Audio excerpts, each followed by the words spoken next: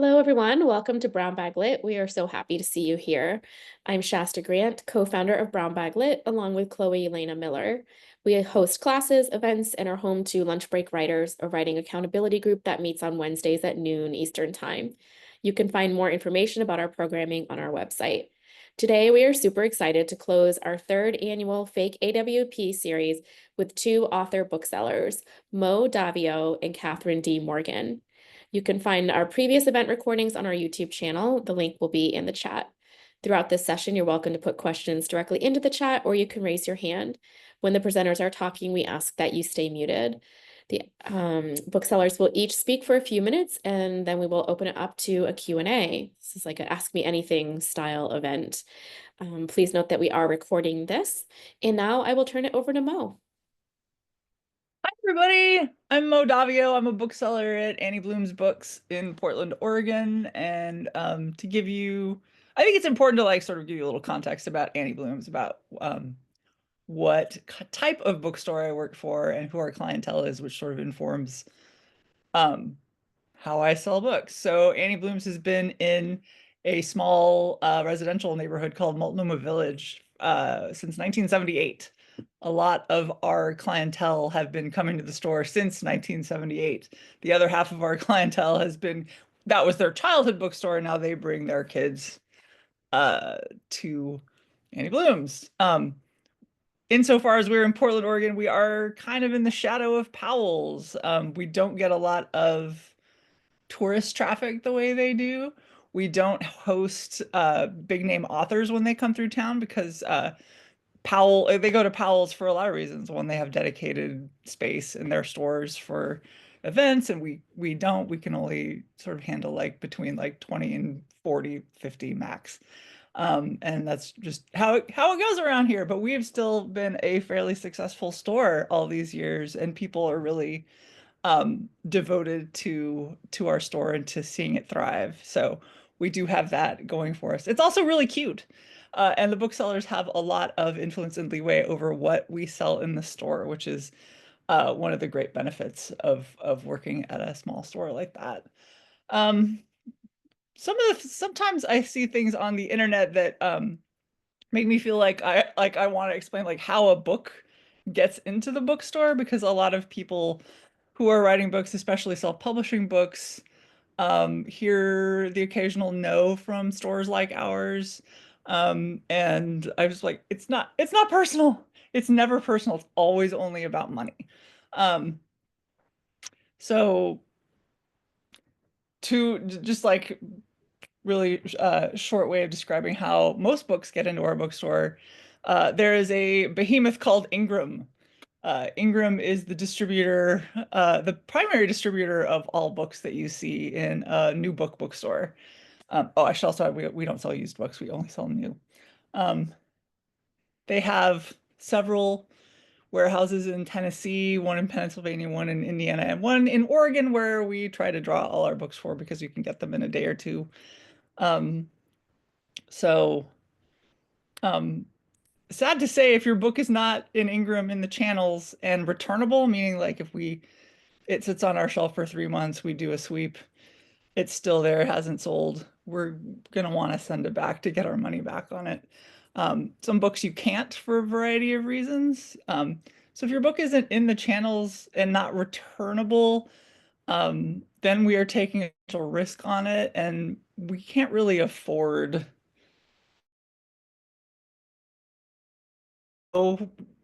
simply it's a business decision on our part, because we're working with really narrow margins and can't do a lot of risk taking. We recommend, if you have a self-published book and you live local, we only offer this to local authors, that you do what is called a consignment. So you bring in the books, legally they are your books, until they are sold. We put them on the shelf. We do a 60-40 split, 60 to the author, 40 to the house. And usually that mitigates any financial risk on the store's end. So just want to get that out there. We are not making judgments on the quality of your work. We're not making judgments on the quality of your book itself. We're not making any judgments on you. This is purely business, and why we would like to support all of our any author that comes to our doorstep that's just not financially possible. So that is my preamble. Let's throw it to Catherine. Hello, I'm Catherine. I worked at Powell's for about 5 years or so. I recently left to open my own bookstore, which is a romance bookstore in Portland called Grand Gesture Books. For me, it's a little bit different because we're mostly genre specific. We do have a few books that aren't romance. So if you're like, oh no, this doesn't apply to me at all, it still kind of does because a lot of bookstores handle things in the same way. And I went from being a bookseller to now a bookstore owner. And there's a lot of different things that come up. For my store, especially, we actually it's gonna sound terrible, but I'm gonna be honest, because we have a limited shelf space, we're not as big as Powell's, we're not even as big as Annie Bloom's. We have to be very selective in how we choose things. And that sometimes comes down to how you approach us. Um, we find like I've had interactions with authors who have been somewhat rude or somewhat just like they'll just toss a card at me and be like, thank you, bye. And it's like, I don't know you, nor like why would I want to at this point? Um, a lot of it comes down to cover design. Like sometimes, it could, it could be AI related. We've had some AI things come through and we're like, no. Um, it has to be something where I like can see it on my shelf. I am picky with books in the way that like it's not even like this content has to matter directly to me. It has to be, can I sell this book? Or is this book going to sit on my shelf for a few weeks, months? We don't do consignment, we do wholesale because I'll buy like 2 books to start and I'm okay taking a risk on 2 books. Um, it's rare. And then like usually after that, like the book starts selling really well in the store, then I'm willing to like increase those. Like I think my last order for an indie books like owner was like, I mean books writer was like $500 because I was like, this author sells a lot in our store and I know I can sell this book. So I'm more okay with just taking a general risk on that. What else is it? We do host events. A lot of times people will come in, show me their book, and they'll be like, can I host an event here? And I'm like, one, we don't even sell your book yet. So maybe calm down. But also two, it's like, and this is going to sound like me and a lot of other bookstore owners have dealt with this, and we're in like a group chat, which is perfect. Love a group chat.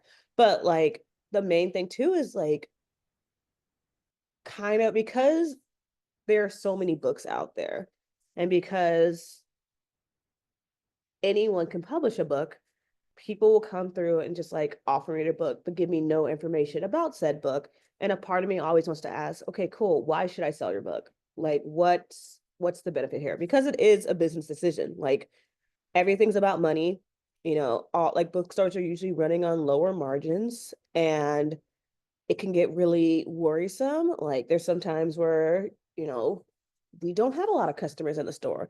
There's some weekends where we have a ton of customers in the store. Like it just fluctuates so much that like everything does come down to numbers and it comes down to business and it comes down to so many different things.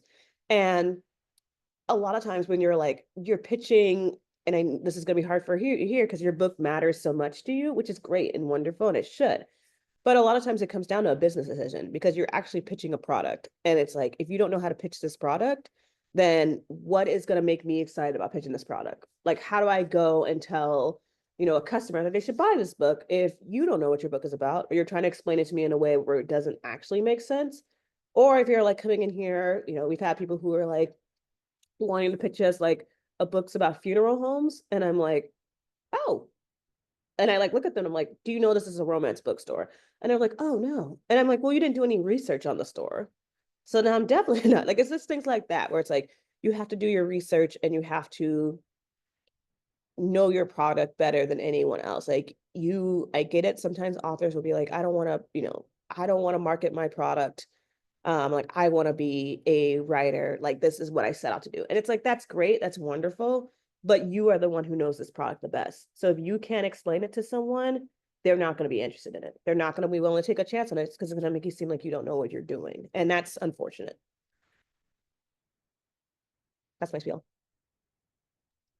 Okay, awesome. Thank you. So many good points to think about. We have a question from Maggie. Maggie, do you want to read it aloud? Sure, I'm just gonna preface this by saying I'm under-caffeinated.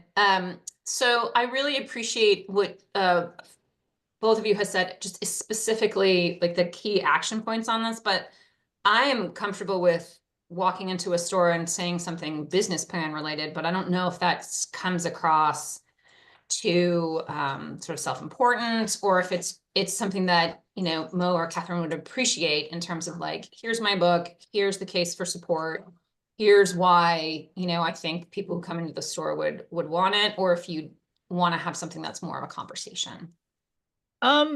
So at my store, if you walk in and start pitching to one of the booksellers, most of whom have limited authority, so I have to take it. If I want to advocate for a book, I have to go to the buyer and say, well, hey, I really think we should have this book. The response you will get is, that's great. Here's our card with our email address on it, and send us your one sheet, your pitch in an email, and you'll hear back from us. So we don't take face-to-face pitches at our store. The more you should have some information in your pitch about why you think a specific store is the right store to sell this particular book.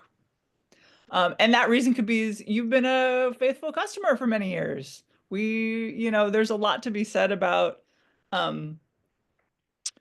being part of a bookstore's community. But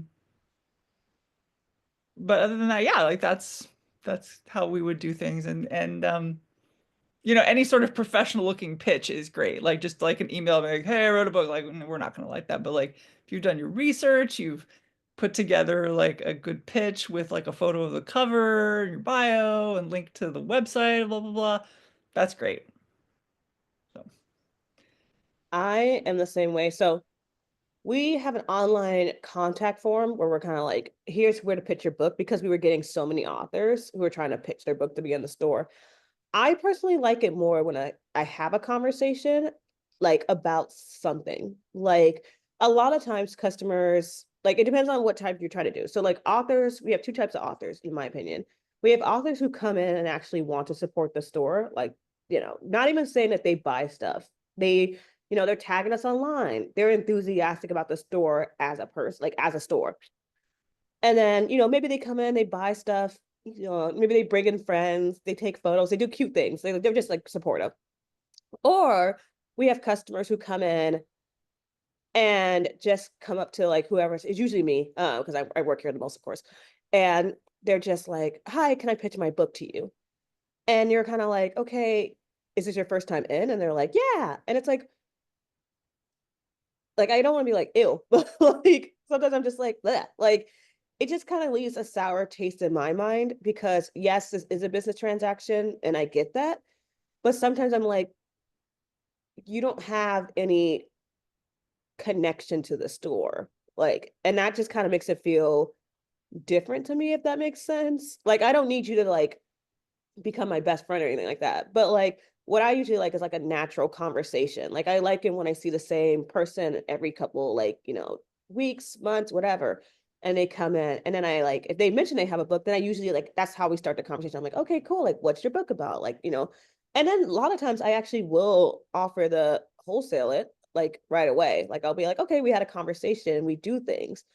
But what I always suggest is like, if you're going to a store and you're like, let's say this is like your favorite bookstore and you actually go in there a lot, or you like online order a lot. What I would suggest is like going in there, becoming like friendly with the booksellers, not friends, you don't have to be friends with them, but you just have to be friendly. And then, asking like, okay, like, how do you buy books? Because that's the main question. It's like, how do you buy books? Because like sometimes, like many bookstores won't take you if you don't go through Ingram. And sometimes they'll take you if you don't go through Ingram, but like if you offer like a good like 60-40 split, like things like that. And it depends on like, like a bigger bookstore like Powell's, for example, they have a new book buyer team. And you wouldn't pitch a bookseller because they don't really have any skin in the game. They can't make those decisions. And so what usually happened there was like customers would come up to me, pitch me their book, and I'd be like, great. And then I would go and like write it down to like the book, like new book buyer. I'd be like, this customer's interested in this. And every time they would be like, okay, did you send the customer to the email? And I'd be like, yeah, they wanted to come in. And they were just kind of like, all right, well, like it's just every bookstore has a different protocol based on either size or how many people are working here or like different variations. And so what I always suggest is like becoming friends with your booksellers. And like, that also means like going to their events, like because everyone wants to be in a bookstore, like they want their book in the store. But then it's like, well, if you're not actually supporting the store in whatever way is beneficial to both of you, then it's like that store could close and then what? Then you don't have that bookstore anymore. And so that's always my suggestion, just like making sure that you are supporting the store like in both ways, and then finding out, okay, like how do I get my book in the store? And if they're like, okay, cool, give us your pitch right now, you have the document, you're ready for that. But if they're like, okay, send it to us over email, you could be like, great. And then reference in the email that you met someone, you talked to them. If you can remember the employee's name, that's wonderful. And then you could be like, okay, I talked to Catherine, and I really wanted to pitch this book for me, and this is really exciting, things like that. So there's just various reasons, but like always make sure that you like actually chat with the booksellers. Yeah. I'd also like to follow up with, we have a store policy. Like if you publish a book with any of Amazon's affiliate partners or their publishing program or anything, we will not carry it in our store. We don't want to support Amazon in any way. And we do get a few people being kind of mad about that because they've spent the money. And from what I understand, like Amazon's self-publishing deals are kind of like the best or like among the best that are out on the market. If you hear that and you push back and like, well, Amazon's supporting my book, why not you? It's like, well, we don't support Amazon, and Amazon's not actually supporting you. You paid them for services, so that's not that's not really support. Okay.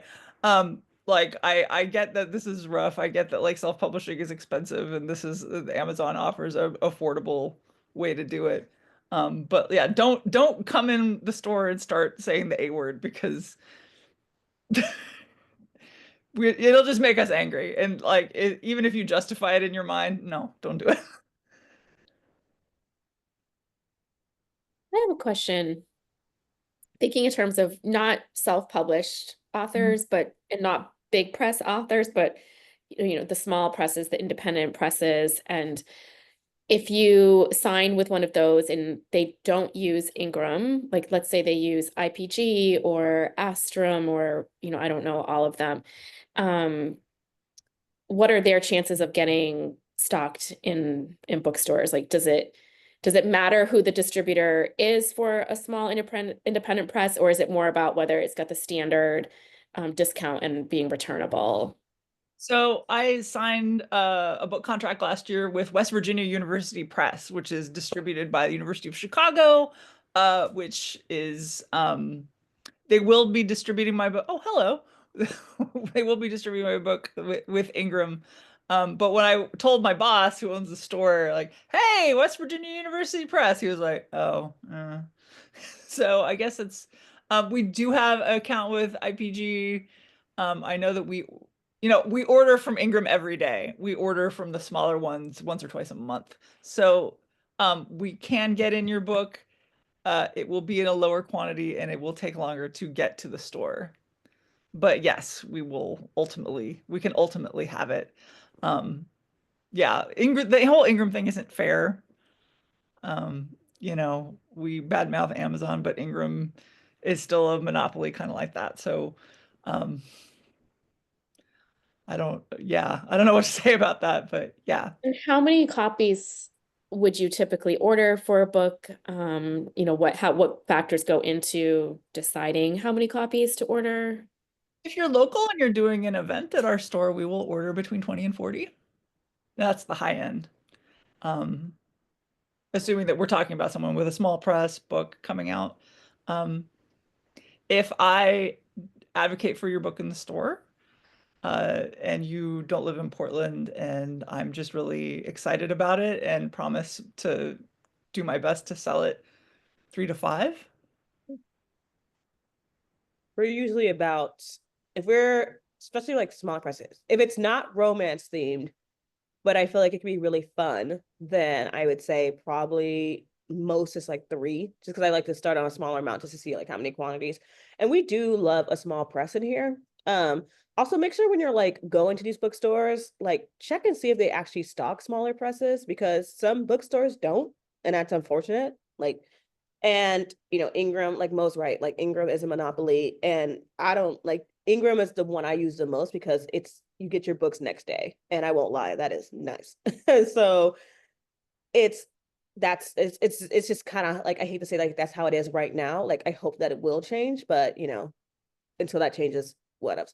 But I would say usually for like a book that I know is going to be a hit, and that could be something where it's like my own feeling about it. Like there's some books in here where like when I was selling them at Powell's, like as a bookseller, they weren't selling as well. And I was like, but I love this book so much that I want to sell it in my store, and I know that I can. And like sometimes we'll buy a book and we'll have like 6 copies, and it'll sell out in a week because I like forced that book in so many people's hands. Like it just all kind of depends. And I think that like for me, most of the time I'll start off with like 1 or 2 copies. And because we have various sections, like we have subgenres in our romance store, and like if an author's in the PNW section because they live in PNW, then I'm like, okay, what other section would they be in? Like if they're a fantasy author, they get 2 copies automatically because I have to put 1 in each section. Or if it's like, we have a BIPOC section, and then let's say this author's in BIPOC, PNW, and contemporary, that's 3 books. So it all depends on like how many sections there are and how much space we have at any given time. But for the most part, I would say usually about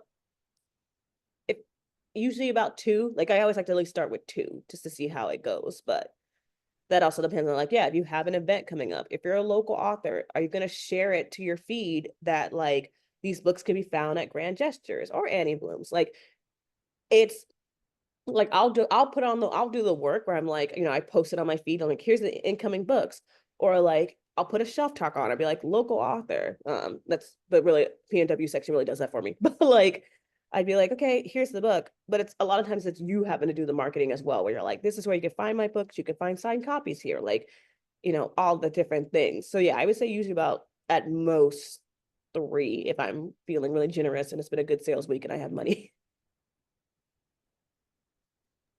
Can you talk a little bit about the shelves and how much freedom you guys have to decide how to group the books? I mean, I own my store, so I get all the freedom. I like have a thing in my like store where it's like a lot of times too, it's like I follow a lot on Book Talk, Bookstagram. I'm just like constantly seeing like customers will ask, like it's a very recommendation heavy store where customers will ask us like, okay, like I'm looking for, we get a lot of like questions about vampires actually lately, but like customers will be like, I'm looking for a vampire romance. And I'm like, great. If I don't have anything in stock at that moment, I go online, I like Google like vampire romances. I see like which ones I could get like a good discount on. And then I like will bring them into the store.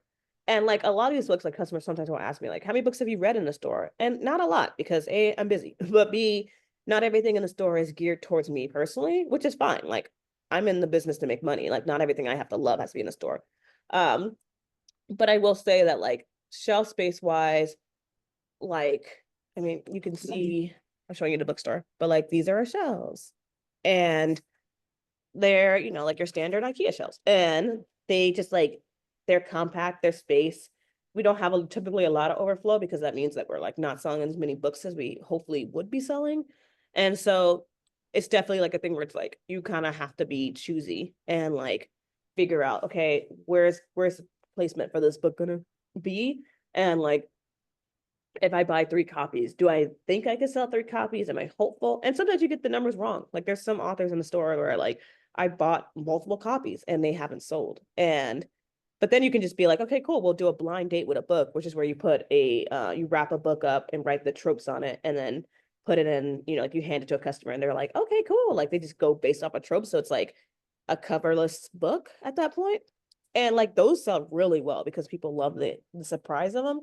And it's nice because like if you are someone who's like, okay, well, you just say you don't have the best cover, then you can be like, okay, I'll do a blind date with a book. So it's like there's various options. Wonder if we Um, can transition slightly to talk about events and whether you prefer event proposals from authors directly or from their publicist, and what makes a good pitch for an event. Do they need to be in conversation with someone else? Um, if they're local versus non-local, like what factors go into deciding whether to accept an event proposal or not? Catherine, do you do events yet? Yes, you do events. We do Yeah. that. Um, I had like a really I was like I'm about to answer and then I forgot what I was about to say. I don't actually handle the choosing at my store. I'm just the event host. So I come out and I'm like, hey, welcome to the bookstore, everybody. That's what I do. Um, it doesn't matter, I don't think, at our store if it comes directly from the author or from a publicist. That's really either or. We do get the ones I see that are from publicists are usually big five authors. Some of which we turn down because we just can't accommodate, 100 expected people. What we're looking for primarily is that you have some sort of connection to Portland or the store, um, and that you can bring in about 20 people. 20 people is kind of our threshold where, it will probably sell, we usually sell about half the books per the number of people. So if 20 people show up, we usually sell about 10 books. So that's all we're really looking for, is that you have some sort of connection to Portland. You grew up here, you used to live here, you do live here. Your book is about Portland. The store does very limited publicity for events, so bringing people in is going to be the job of the author. So yes, your event will be on our website and in our email blast that we do once a week. That's it. I've come across a lot of writers who think that we magically bring in audience members and we don't. So that is on you. I feel like, so the way we do events here is for the bigger events, usually it's the author's publicists who are messaging us. Like, we have Jasmine Guillory coming next week, next month. And if you don't know Jasmine Guillory, she's a big romance writer. And I had it was like I have a lot of context from when I worked at Powell's because I was in charge of their independent bookstore bookstore romance day in August of last year. And so I also knew the publicist because I was doing Bookstagram and everything. And so like a lot of times publicists know me, like now that there's a romance store in Portland or in Oregon, well, not Portland, but like now there is one, they're like more willing to send people here. And so that's a whole different speed because like I said, those are bigger names. Typically with like a smaller author, I would say definitely what Mo said. Like I would love it if you have a connection to Portland or connection to Oregon. A lot of times, and this was the one time where it kind of is even more personal because it's like, in order to have an event, you need to have staff. And in order to have staff, I have to pay them. And so if you are someone who's like, we had someone walk off the street, like literally walk off the street and like come into our store and was like, can I do an event here? And I was kind of like, okay, like, well, how many people can you think you can bring to an event? Like, what's the draw? And sometimes it's like harder too, because if it's just your family coming, most of the time, like your family probably already owns the book. Like you either gave them copies or they bought it somewhere else. And that's harder. It's, sometimes there's just so many different ranges. I personally like it. I don't mind when people like message me directly for an event. But that's the main part where I'm like, you need to have a connection to the store. Like we either need to be selling your book already or we need to have like have had a conversation or some kind of banter. Because otherwise I'm just like, you're a stranger and you want me to pay like to A, stock the book, and B, to pay staff to be at this event where you might honestly bring in like 3 people. And then those 3 people might not buy a book. And so then it's kind of like, well, and like, I pay my staff 20 an hour. And so it's like, that's like an event's usually about 2 hours. I'm like, that's $40. So I need to make it hopefully at least close to $40 to consider doing another event with you. And it's like it's different too, where it's like, we have like event grids, which is like mainly through like the bigger publishers as well. And so like various things come into play when you're doing an event. Right now I started saying, if you're a debut author or you're someone who doesn't have a connection to Portland, you do need to have a conversation partner. Like I make that a requirement, because unless you're Jasmine Guillory, then like why, like, it's gonna, like I said, it's gonna sound terrible to say this, but like, why would someone leave their house in a rainy Portland season to come see you? Like, what's the draw here? And I'm not saying you have to be famous. I'm not saying you have to be TikTok famous. I'm not saying anything like that. I'm just like, what's the draw with your book for someone to want to leave their house? Because most of the time, I'm not gonna lie, the events they start at 6 p.m. and by that time I want to go home. So what's gonna make me excited to stay here to also do this event? And for a conversation partner, my biggest advice for one is to choose someone who will highlight your book well, because a lot of times people will choose their friend and that conversation leads nowhere. Like the actual watching it, like I've seen quite a few events where it's like someone chose like their cousin, and their cousin's like talking about the book, and like not like you learn nothing about the book. The conversation feels awkward. There's not much going back and forth. It's just like someone asking you questions and then not going off anything you said. And so it's just like a very sterile feeling. And then you're kind of like, well, that was that. So choose a conversation partner that actually like knows what they're doing is my also key point. But yeah, I would say a lot of times, like if you want to send us an email, great. But like you have to think about how much resources go into making an event. Like, making the graphics, making the landing page for this. If you do an email blast, doing that, we have to write it on the board. Like there's just like, it's just so many things that go into it, and people don't often realize it. They just think I'm just showing up for an event, and it's like, no, like, and that's why when I worked at Powell's, like so many authors were so great when they came in, and they were like, oh, thank you so much for doing all the work that came to do this event, because so much work goes into it, and people don't often think about the people who are actually putting the event on. Heard of some bookstores charging money for readings, Yeah. kind of a co-op or a co-op advertising fee. It doesn't sound like you guys do, but have you heard of this, and what are your thoughts? I've heard of like in order to sort of like control the number of people that come, to sell tickets that are the cost of the book and the book is included. Is that what you're talking about? Kind of an upfront cost, almost like it's an event planning, I think. Shasta, are you hearing about this from someone? Yeah, it's mentioned in Courtney Mom's before and after the book deal. It's called a co-op advertising fee. And I think the book says it's like standard is like $195 maybe, and that the publisher usually pays that, but I would imagine most like small press, independent press writers would have to pay that themselves. That's not something that either of you. That sounds like a big publisher, big book kind of thing that I don't run into much at my store. I do know that like I've heard of, like, not in Portland, but I've heard of some places where if you're a smaller author, they'll be like, okay, well, we have to make money and we can't guarantee that you'll do it. And so they will ask for a fee. Sorry, a train's going by right now. I don't do that because that seems really gross to me, because I'm like, well, if I'm gonna do an event, then like either I make money or I lose money. Like that's just kind of, or like, break even. But I wouldn't do that because I'm like, that just seems terrible. I do like if you're hosting an event at my store where like the store is closed, like we have a baby shower coming up, and I like charge for that, where I was like, that's something I would do. Or like, we don't even charge for weddings at this point, like because we've had people get married at the store. So things like that I wouldn't charge for, because I'm just like, man. A wedding in a bookstore sounds really beautiful.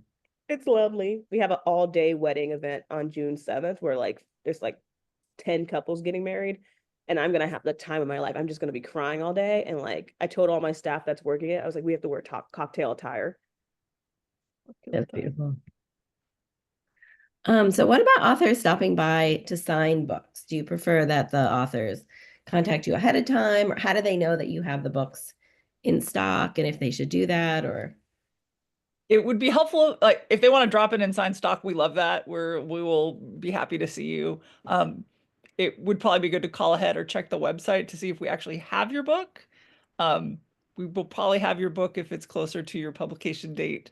If your book came out like 5 years ago, you should definitely check first. But yeah, we're happy to see you. I prefer, because like I said, because our stock is a lot less, I prefer when authors come through. And like, I mean, I prefer when they like message us and they're like, hey, like I'll be in town next week. Do you think you could get like, do you have copies of my book? And it's just like sometimes I'm like, yeah, we totally do. Like we reached out to Penn Cole because I saw that she was gonna go to Powell's in Beaverton, and I knew I had stock of her book. And so I messaged her, like, and this is like, the complete opposite, but I DM'd her straight up and I was like, hey Penn, like, will you stop by and sign stock? And she was lovely. And she was like, absolutely. And she did, and they were great. And so it's like, it would have been nice, like, if the opposite was true, where she had reached out to me. But for the most part, it's like, as long as I would suggest calling ahead, because there's nothing going to be more embarrassing for you than if you come to my store and say, like, hey, like, I'm here to sign books. And I'm like, what books? Like, especially if we haven't met, like, I don't carry every romance author who's ever existed. Like, and so if you come in here and like, you say that to me, and I'm just like, what books are you talking about? Then that's just gonna be really embarrassing for one of us, and it will not be me. I'd like to ask about blurb. There's been a big debate recently. I feel like the blurb debate kind of comes in cycles, and there recently was another debate about it. Do blurbs influence your decisions about what to stock at all, or do they help you recommend books to people who come in, or do you just not care about blurbs? I've never sold a book on the basis of a blurb. I read them like, oh, that author I like blurb this. But I mean, blurbs are more of a game of who you know than quality of your book. So I don't think they're terribly meaningful. I don't sell them off of blurbs because I mean, like, I could be like, oh yeah, can I do Ryan blurb this once? Like, I remember when I met David Sedaris and he told me once he blurbed an author's book and he was like, it wasn't very good. And I was like, like, I was like, sir. So like that, ever since then, I'm like kind of like meh about blurbs.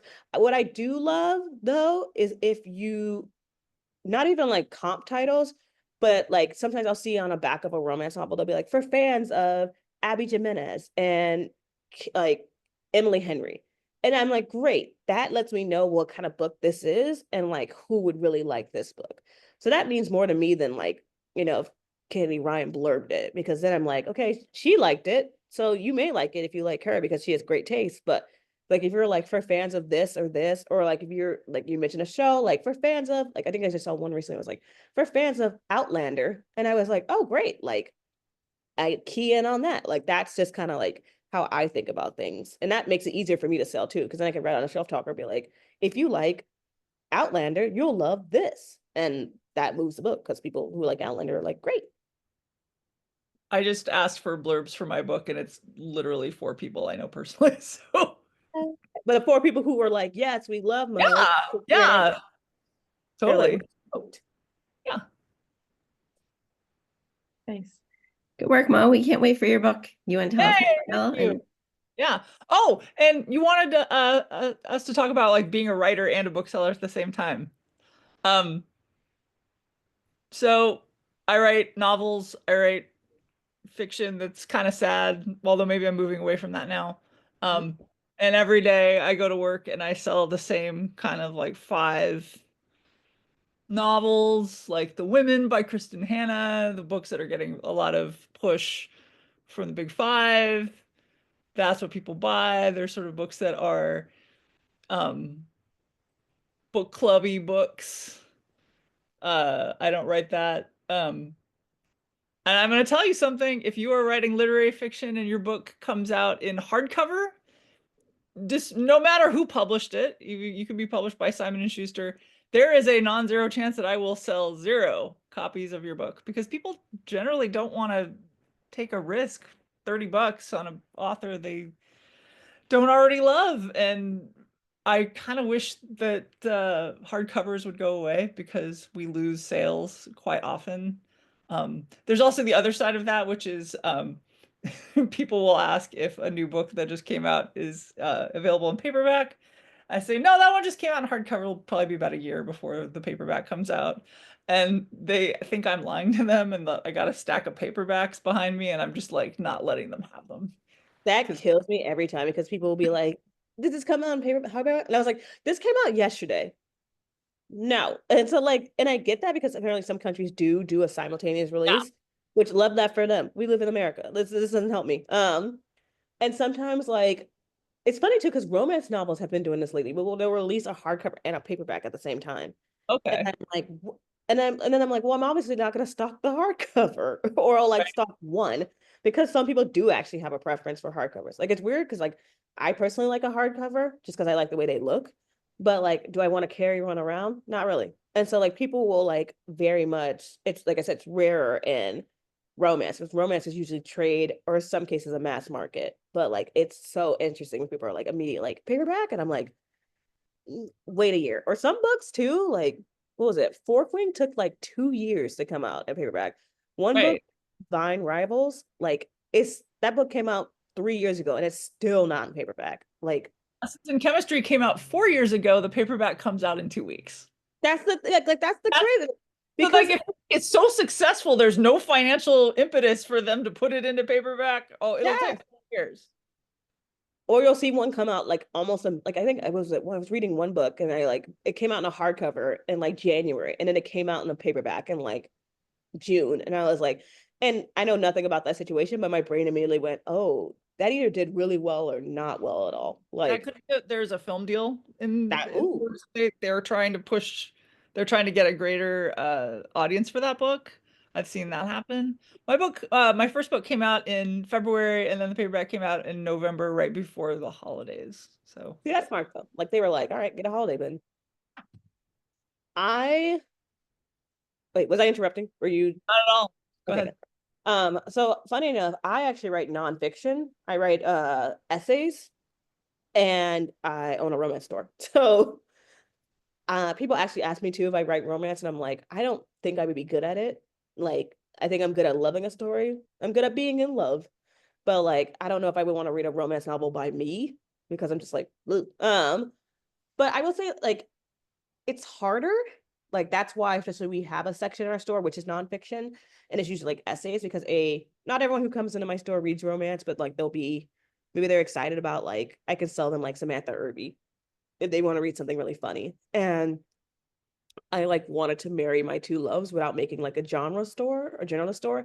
Like I had this joke where I was like, I don't want to talk to your dad about World War II.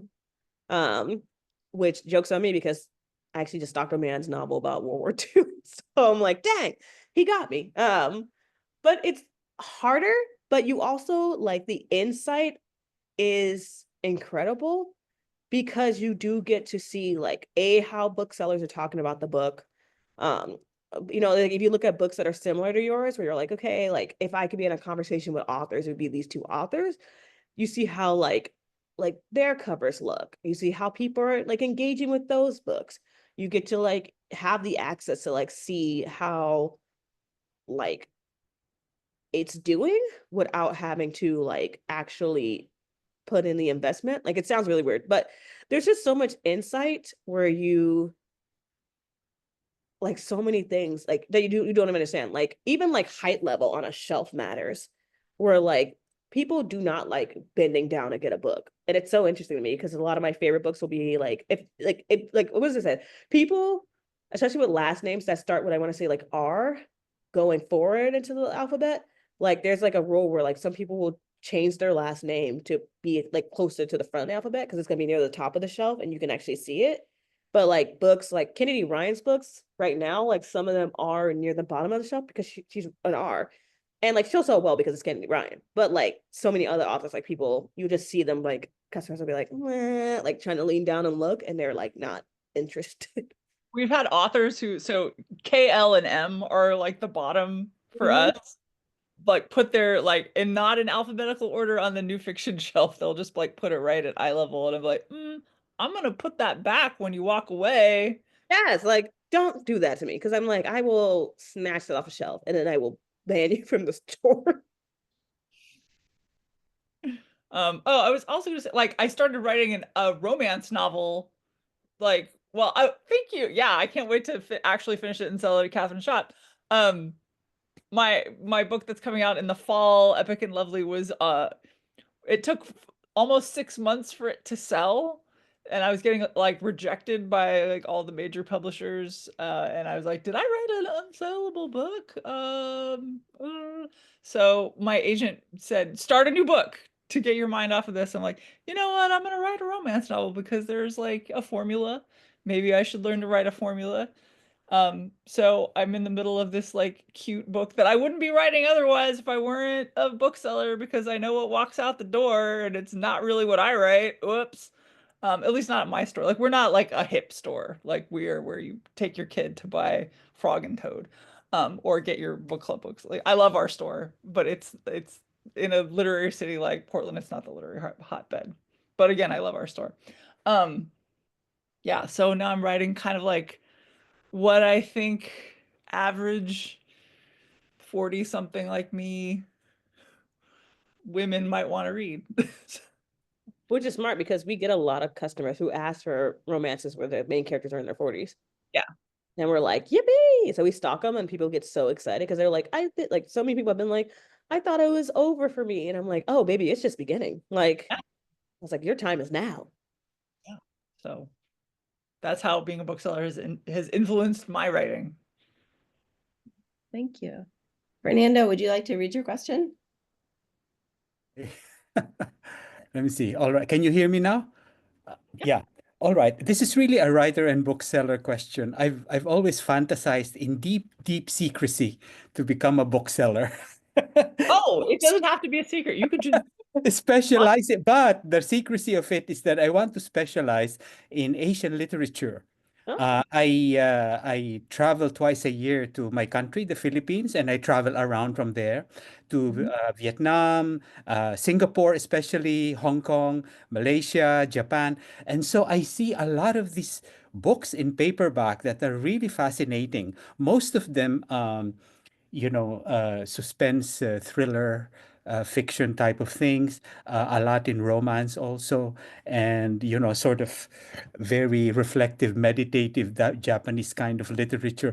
But I buy a lot of them and I kind of stock them here in a pile and so on. And I said, where can I find these in the US and so on? And would there be a role for me as a, home-based basement stockroom bookseller selling these?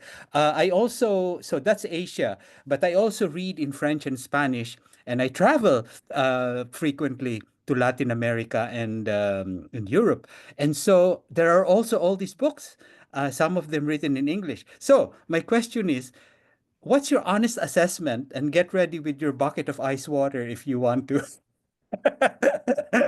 What's your um honest assessment about the market for carrying books by foreign authors in English or translations? But I exclude, the big Booker Prize and Nobel Prize and that come with a lot of, advertising and so on. For which genres, and then is the interest mainly in European authors, or is this a very small niche that's just for specialized bookstores who want to support, a few Japanese, Korean, Filipino, Vietnamese titles, whatever? so there are Asian literature specific bookstores in the United States. There's You and Me, Ah, YU and Me. Is that what it's called? okay. Yeah. I learned about them because they had a fire last year and they were fundraising to repair after And the now fire. they're back open. So yay. Back open. There's a small bookstore I see it in Chinatown in LA that specializes in Asian um literature in translation and in original language.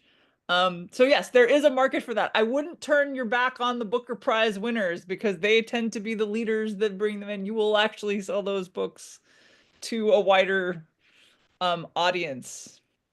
There are certainly more bookstores more niche than where I work that absolutely specialize in literature and translation. Literature and translation is actually having a pretty good moment right now. Mm-hmm.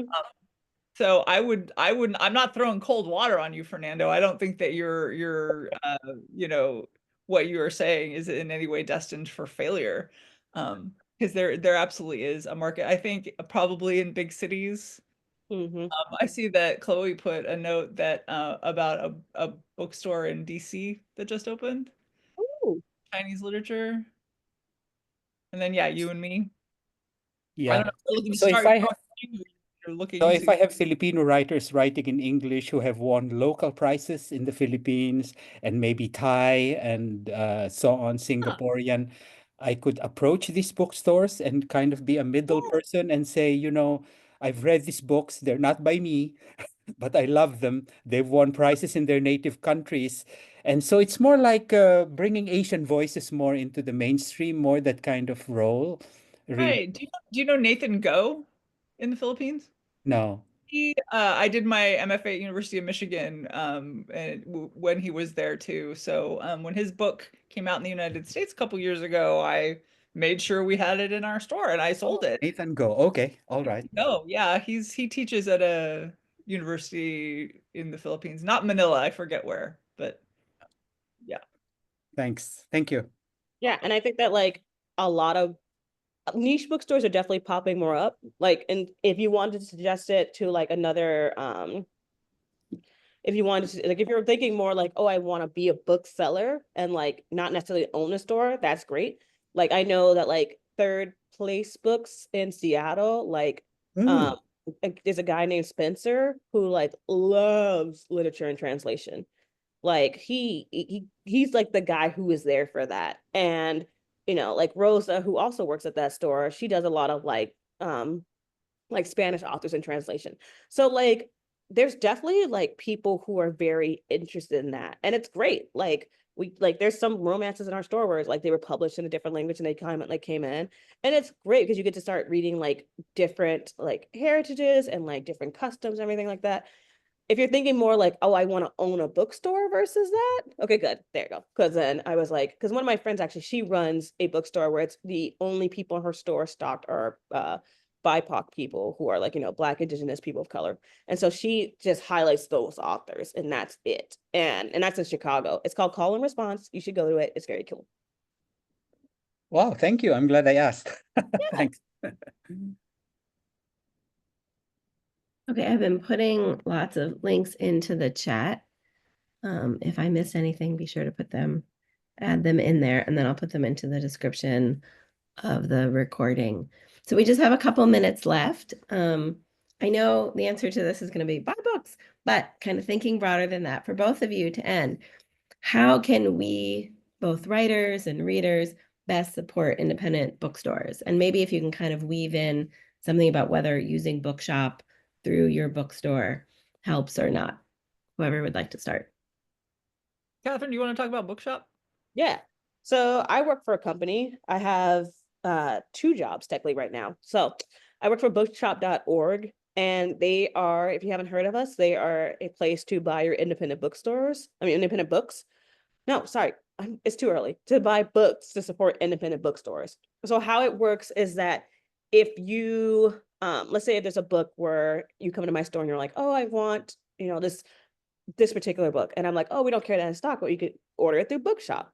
Then you like go to Bookshop, you type in my store's name or you click on my affiliate link.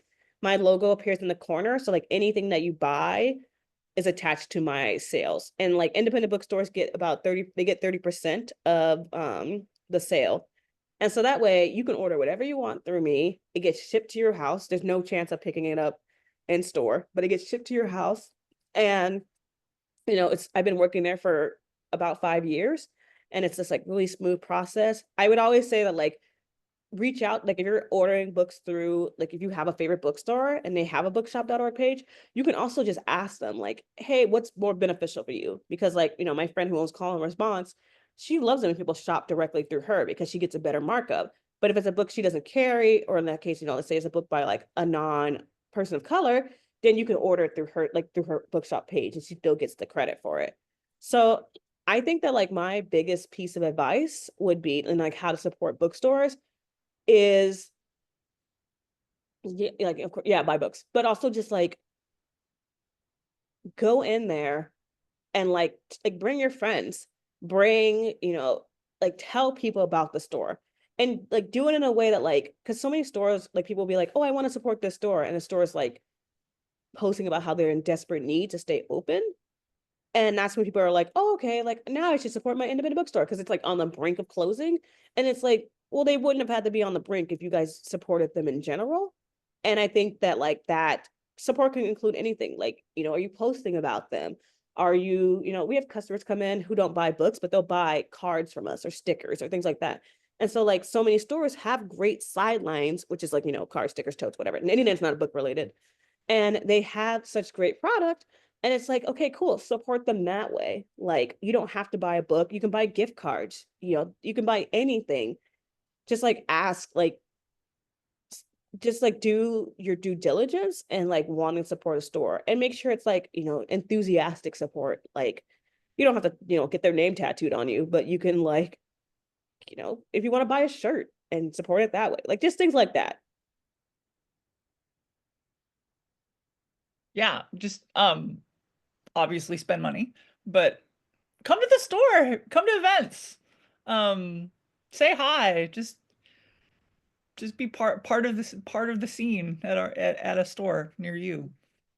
Oh yeah, and if you're trying to like, if you're someone who's like, I want to do an event eventually at this store, go to their events so you can see how the events are run, because they're very different. If you're like, if I'm running, you know, a bigger event, that's obviously gonna look very different. But if I'm running like a smaller event, you can come in, like we have customers who come into like more events than they'll come to like an event once a week and they just want to see things. And maybe they buy a book and maybe they don't. But like I see their face a lot. We have banter. And if they were like, okay, cool, like can I do an event at your store? Like one lady actually just pitched me her book. And we ended up stocking it, but like I had seen her at events. She had come in a few times. She was lovely. She started engaging me about her book because she let me know she was writing one. And that was the whole conversation. And it was great. And I stocked her book and she's been really supportive of our store. And like it was because I had seen her so often at the store, which is key. Like faces, like I may not remember your name, but I'll like stare really hard at you and be like, have you been in before? And they're like, yeah. And I'm like, okay, cool. Like I know you're a supporter of the store in that way. Awesome. This has been such an informative hour. Thank you both for your time, your generosity, your honesty. Yeah, this has been a wonderful event. If people want to come off mute, we can give a nice round